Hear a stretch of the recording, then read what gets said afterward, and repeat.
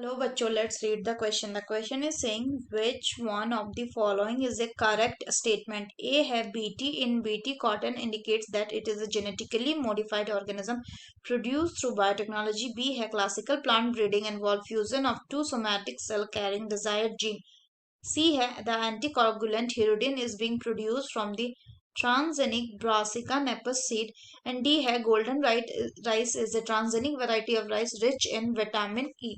तो आइए देखते हैं हम इसका की कंसेप्ट। तो अगर हम बात करें इसके की कंसेप्ट की, तो इसका की कंसेप्ट क्या हो जाएगा?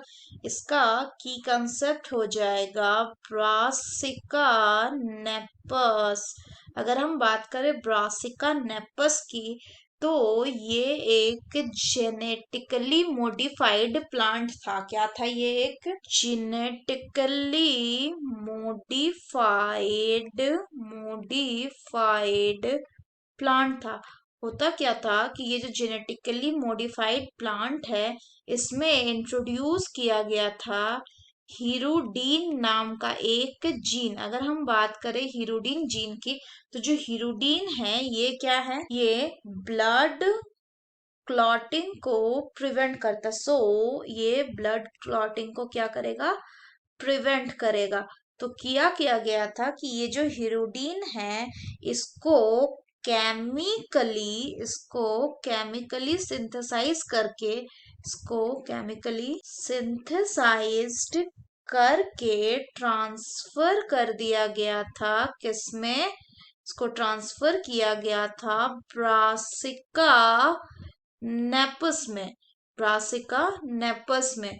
और फिर जब इसको ब्रासिका नेपस में ट्रांसफर किया गया, तो क्या हुआ कि ये ब्रासिका नेपस में जाके ये जो जीन था वो एक्टिवेट हो गया। और एक्टिवेट होने के बाद वो क्या किया? वो हीरोडीन प्रोड्यूस करने लग गया था। So started synthesising हीरोडीन। और जो ये हीरोडीन है, ये कहाँ जाके जमा हो जाता था? ये एक्युमुलेट हो जाता था सीड में। वो जो प्लांट होता था, उस प्लांट के सीड में जाके वो एक्युमुलेट हो जाता था। और फिर क्या किया जाता था कि ये जो एक्युमुलेट हुआ प्लांट के सीड में, उसको प्यूरिफाई एक्सट्रैक्ट कर लिया जाता था पहले। It was extracted then purified, और फिर इसको यूज किया जाता था किसमें? So then it was used in medicine. फिर इसको मेडिसिन में यूज किया जाता था। तो अगर हम बात करें ऑप्शंस के एनालिसिस का, तो पहला बोल रहा है BT in BT cotton indicates that it is a genetically modified organism produced through biotechnology. तो ये गलत है, इसलिए क्योंकि बीटी मतलब होता है बैसिलस थ्रंगजेनेसिस। सो ये स्टेटमेंट गलत हो गया।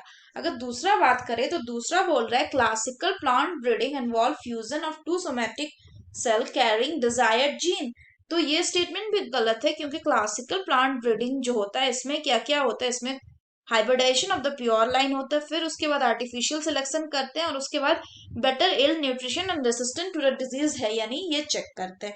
तो यानी कि ये स्टेटमेंट कैसा हो गया? ये स्टेटमेंट भी गलत हो गया। तीसरा बोल रहा है एंटी कॉगुलेंट हीरोडीन जो है, ये it is produced from the transgenic brassica napus seed. तो ये स्टेटमेंट बिल्कुल करेक्ट है। चौथा बोल रहा है golden rice is a transgenic variety of rice which is rich in vitamin E. तो ये गलत है, क्योंकि जो गोल्डन राइस है ये रिच इन क्या था? Vitamin A.